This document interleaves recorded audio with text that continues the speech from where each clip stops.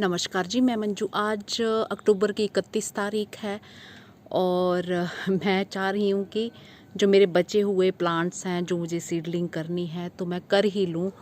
तो आज जो मैं आपको इंग्लिश डेज़ी लगाना सिखाऊंगी। तो वैसे मैंने 22 तारीख को सीड्स डाले थे, तो इसके जो शुरू शुरू में ग्रोथ होती है प्लांट्स की बहुत ही धीमी गति से होती है।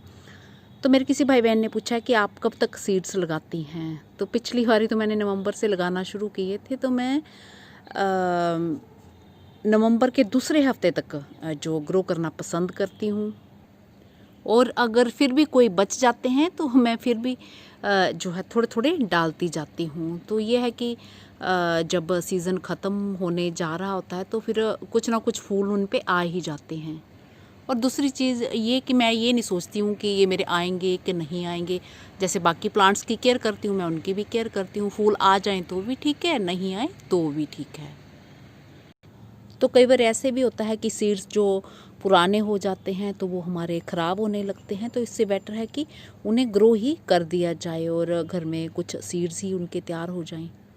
तो चलिए, उन्हें ग्रो करने से पहले उनके बारे में मैं कुछ जानकारी दे देती हूँ और साथ में मैं आपको सीडलिंग दिखाती हूँ। और अगर टाइम रहा तो मैं ये बताऊँगी कि सीडलिंग अपडेट और मैंने आज कौन कौन से जो जो मुझे काम याद आएंगे वो मैं बताऊँगी।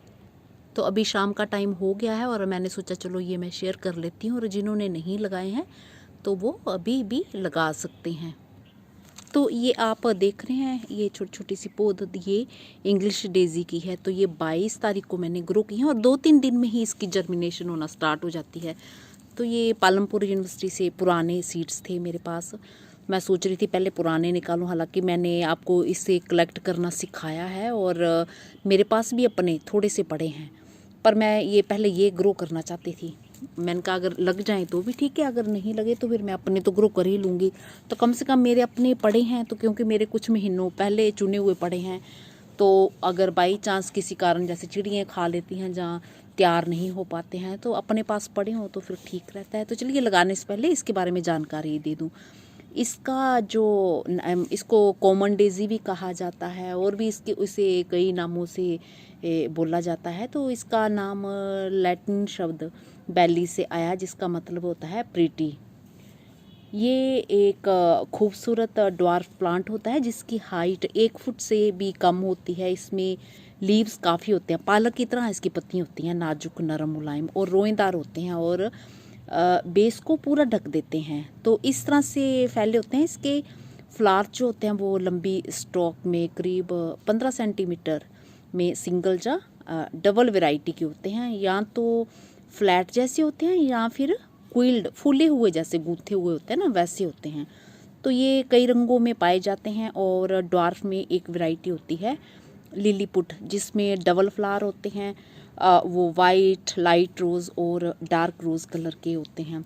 तो मेरे गार्डन में आप देखना चाहते हैं तो पुराने वीडियो सर्च कर लें, उसमें लिख लें इंग्लिश डेज़ी डॉट मंजू हांडा ऑर्गेनिक गार्डनिंग। तो इससे रिलेटेड वीडियो आ जाएंगे, तो वो फिर आप उन्हें क्लिक कर सकते हैं और देख सकते हैं।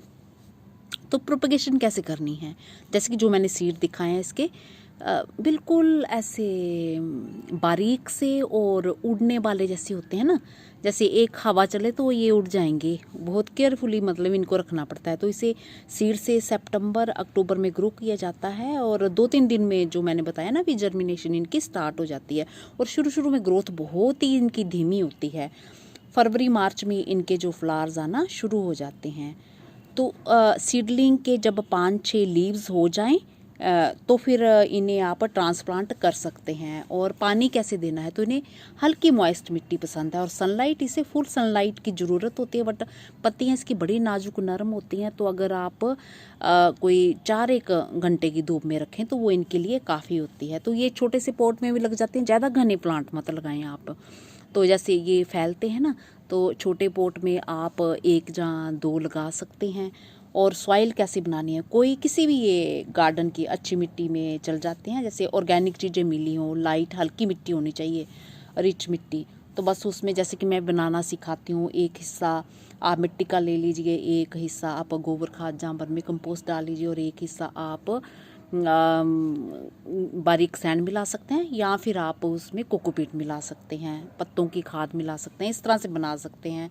तो इससे उनके इनमें रॉक गार्डन में लगाया जाता है, और क्यारियों के किनारे बॉर्डर में लगा सकते हैं, बनाने के लिए पॉट्स में लगा सकते हैं, और कट फ्लावर के रूप में इसका इस्तेमाल किया जाता है। तो अब इसे ग्रो कैसे करना है, तो मेरे पास ये इतने सारे हैं। इसका ये है कि जितने भी सीड्स लगाओ और ये उग ही जाते हैं, खूब सारे प्लांट्स तैयार हो जाते हैं। तो ये मैं यहाँ बस मैं लगाना भर सिखाऊंगी। ये मिट्टी वही है कोकोपीट वाली, तो ऐसे मैं डाल दूंगी तो खूब सारे ये निकल आते हैं। क्योंकि मुझे और नहीं चाहिए, तो मैं इनके जो सीड्स हैं ये बेकार नहीं करना चाहती। तो मैं चाहती हूँ कि ये थोड़े से निकाल लूँ, और ये बस इतने भर, और जितने मैं डालूंगी ना ये उतने ही प्लांट्स निकल आते हैं इसके। तो देखिए ये बहुत ही हल्के, ये देखो हल्के, मैंने चुनना भी सिखाए थे। तो जैसे इस बकोल की वो भूसी होती है ना, बिल्कुल वैसे ही हैं इसके सीड। ये ऐसे ये डाल देने हैं, और इसको गहरे से नहीं दबाना है, बस ऐसे मॉइस्ट मिट्टी ही इन्हें पसंद है, और ज़रा मिट्टी भर में टच रहे ऐसे, ताकि उड़े नहीं ये। अगर गिल्ली मिट्टी रहेगी तो चिपके रहेंगे, और ये बस हो गया हमारा। तो ये मेरी मिट्टी गिल्ली है, तो मैंने सोचा मैंने तो ग्रो किए हैं, तो मैं अपने बहन भाइयों को बता ही दूँ इनके बारे में। तो ये लीजिए, ये बस पानी हो गया, तो ये हमारे लग गए। ये मैंने जो 26 को कैलिफोर्निया पॉपी ये लगाना सिखाए थे, तो ये देखिए इतने बड़े बड़े हो गए हैं।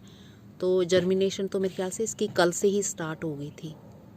इस पे मैंने वीडियो नहीं बनाया एक्रोक्लाइनम, तो एक्रोक्लाइनम के सीड डाल दिए थे, तो ये भी 2-3 दिन में जो है जर्मिनेशन इसकी स्टार्ट हो गई है। तो ये देखिए इतने बड़े बड़े हो गए हैं, तो कल से ये निकलना स्टार्ट हो गए थे। तो आज मैंने काम क्या किए हैं, ये जो चावल वाले बैग हैं, तो इनमें इस तरह की मिट्टी, जो पुराने जो मेरे बैग फट गए थे उनकी, और कोकोपीट मिक्स करके ये 2 बैग ऐसे बनाए हैं। और 28 तारीख को मैंने ये मेथी ग्रो की थी, ये बारीक वाले येलो फ्लावर्स वाली मेथी, तो ये ऐसे उगाई है। और एक बैग ये जो चौड़े पत्ती वाली सफ़ेद फूलों वाली मेथी होती है ये, और एक बैग में ये मैंने मेथी लगाई है, ये देखा ऐसे। ये मेरे पड़ोसियों की बच्ची, ये मुझे वीडियो बनाते हुए देख रही है, ये आपको नमस्ते कह रही है। ये जो मैंने कॉर्नफ्लावर लगाना सिखाया था, तो ये देखिए कितनी जल्दी इतने बड़े बड़े हो गए हैं।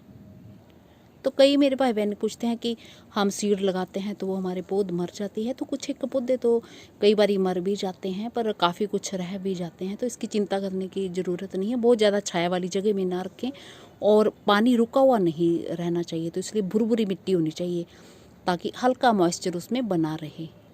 और पौधों को जो हल्की धूप भी मिलनी चाहिए, तो ज़्यादा छाया वाली जगह में नहीं रखना है, और जहाँ पे धूप आती हो हल्की वहाँ पे रखना है। अब वैसे भी मौसम में ठंडक बन